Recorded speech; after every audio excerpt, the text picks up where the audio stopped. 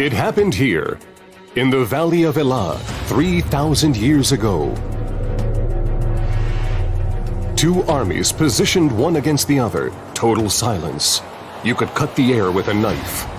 The Israeli soldiers vigilantly watch the Philistine camp beyond the valley and tighten their hold on their swords.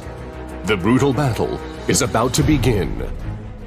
Suddenly, an earth-shattering roar breaks the silence. A mountain of a man steps into the no-man's land between the two armies. The sight of him is formidable. The size of him is a nightmare. He is covered from head to toe in the finest armor and weapons. There is no need for introductions. Everyone knows this is Goliath from Gath, the most barbaric warrior in the Philistine army, a professional killing machine. In his thunderous voice, he curses the Israeli soldiers and challenges them to a duel to the death. Winner takes all. The Israeli soldiers freeze in fear. No one dares to move. Suddenly, a rustle is heard in the Israeli camp. A young man walks straight into the center of the ring, a handsome red-headed boy. He strides confidently into the ring, without armor or sword, only a shepherd's staff and a small sack in his hand. His name is David. Wait, something here doesn't make sense. No sword or shield? No armor? That sounds like a suicide mission. What was David thinking? That he could really defeat Goliath? When a person is willing to sacrifice his life for his nation and the honor of his God, that is true courage. Just think about it.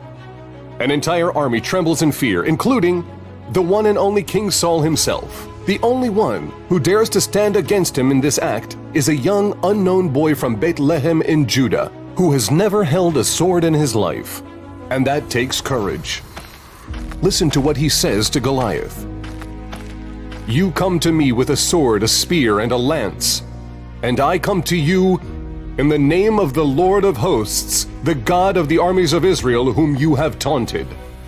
David was brave, but David was not stupid. Oh no, sir. David had a plan, it seems. He knew that Goliath had an extremely large body and also had an extremely large ego. When things are blown out of proportion, they can be popped with a pin.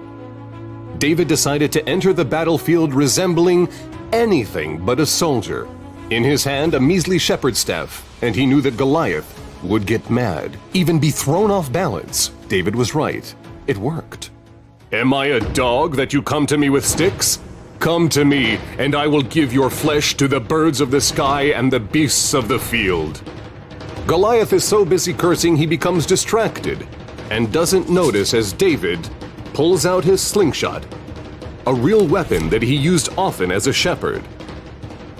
Taking gigantic steps, Goliath walks towards David, self-confident and cocky as ever. He is certain that any minute now the boy will run for his life. But then, in a split second, everything changes.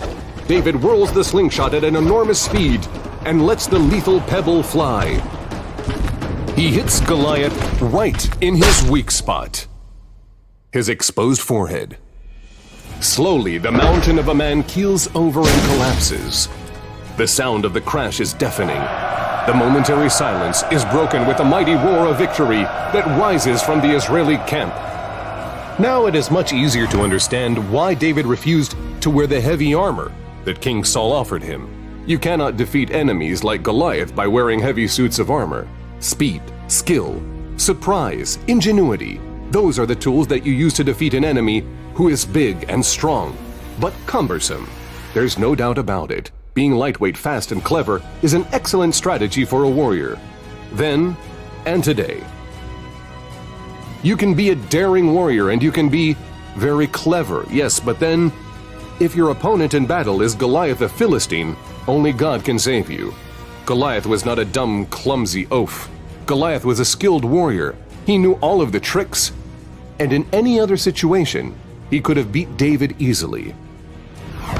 If you would have asked David, he might have said to you that at that moment, he didn't think about courage or about strategy. His faith gave him the strength to defeat Goliath. This day the Lord will deliver you into my hands, and I will strike you down and remove your head from you. And I will give the dead body of the army of the Philistines this day to the birds of the sky and the wild beasts of the earth, that all the earth may know that there is a God in Israel. Every child knows who won the battle between David and Goliath. But what triumphed there? Courage? Strategy? Faith? David and Goliath's story has become the symbol of the young state of Israel, and part of the ethos of the IDF and the Israeli spirit. This story keeps on reminding us that it is not our size or our strength that leads us to victory. Our spirit triumphs. Just ask David.